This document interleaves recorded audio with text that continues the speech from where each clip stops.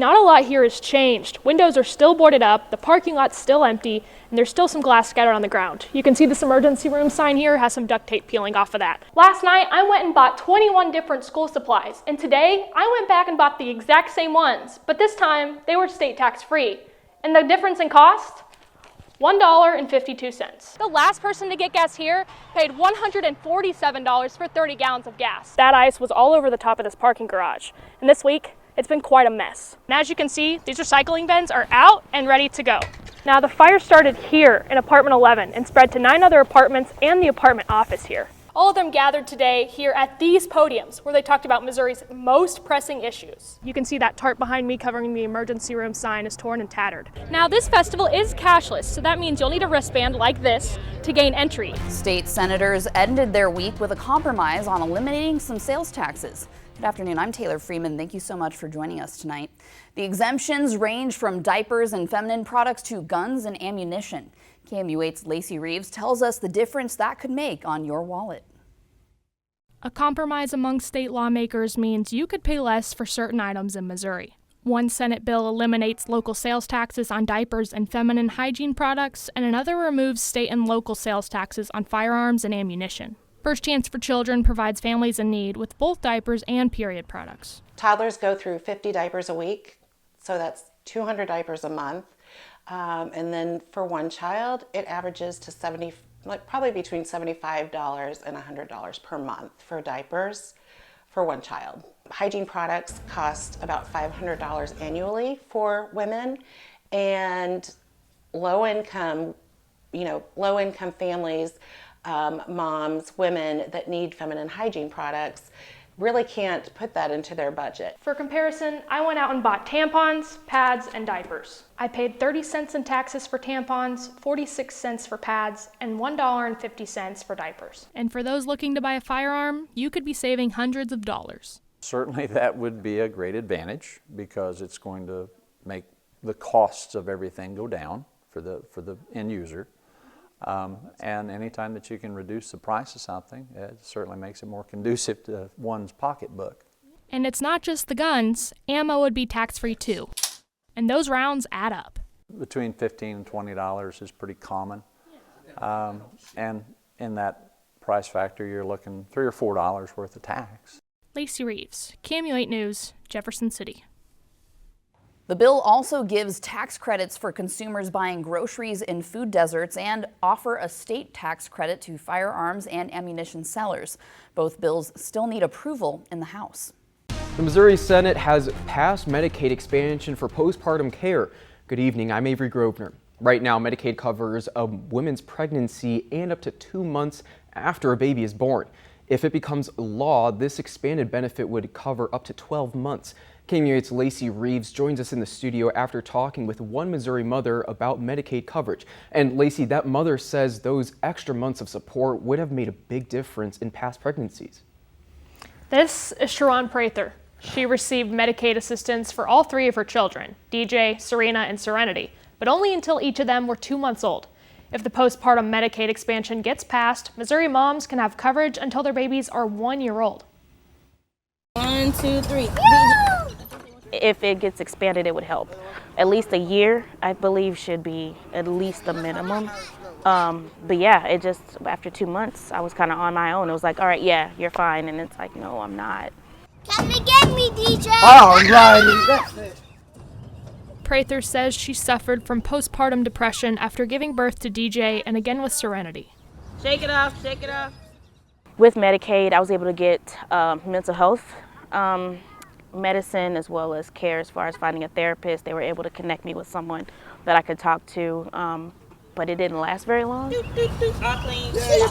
That depression led to trouble producing breast milk. I'm gonna beat you, Mama. I was really trying to breastfeed, and so with having Medicaid, they give you the breast pump so you can have that. You know, they connect you to a lactician, and so it was just like that support system and things like that is so important. And I feel like after 2 months, just kind of be on your own after that is rough. It's definitely rough. Over 30,000 Missouri women were eligible for Medicaid pregnancy benefits in December of last year. Many were from mid-Missouri. About $21 million of Medicaid money in December went to pay for hospital, pharmaceutical, physician-related, and mental health services. Push you high. Are you holding on? To have that support, long term would have helped out a lot. It's like, okay, yeah, you're doing great. I'm giving you medication, blah, blah. And after 2 months, it's like, all right, now you're on your own. The kids of the world! The kids of the world! The kids of the world! The bill to extend postpartum Medicaid benefits has bipartisan support and bills in both the Missouri Senate and the House.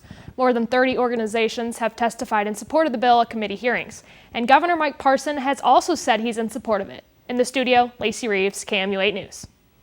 People in mid-Missouri had their own ways of celebrating today, and it will continue through the weekend. Yeah, of course. And KMU 8's Lacey Reeves is live in downtown Columbia's Peace Park, where the city is setting up for the festivities that start tomorrow. Lacey, what's it like out there? Taylor, the city of Columbia is already ready for celebrations for Earth Day this weekend. And as you can see, these recycling bins are out and ready to go. But today I went to Jefferson City to celebrate the return of its annual Earth Day celebration, where 1,700 fifth graders learned how to save the planet. Fifth graders are back at the state capitol to celebrate Earth Day. Well, we're out here at the Earth Day celebration, and we're visiting the Capitol, and we get to go do all the events underneath all the tents and just learn how to recycle. Diesel Fitzpatrick came from Leeton, Missouri, part of nearly 30 schools that participated. The Department of Natural Resources provided grants to bring in those students. It also hosted more than 20 booths where students could play games and learn about Missouri's environment. My favorite one so far has probably been the one where I got the 2 water bottles from. I got the 1 water bottle from from recycling the different bottles, glass bottles, and plastics. Students learned about Missouri's native creatures too, like barn owls, king snakes, crawfish, and I'm a mayfly. So a mayfly is an aquatic invertebrate. I live in the water. I'm an indicator of really good stream health. I'm very sensitive to pollutants. So if you see me in your stream, it means you have really good water quality. The Department of Natural Resources says it's glad to be back after Capitol construction and COVID-19 kept the Earth Day celebration from the Capitol lawn for 7 years.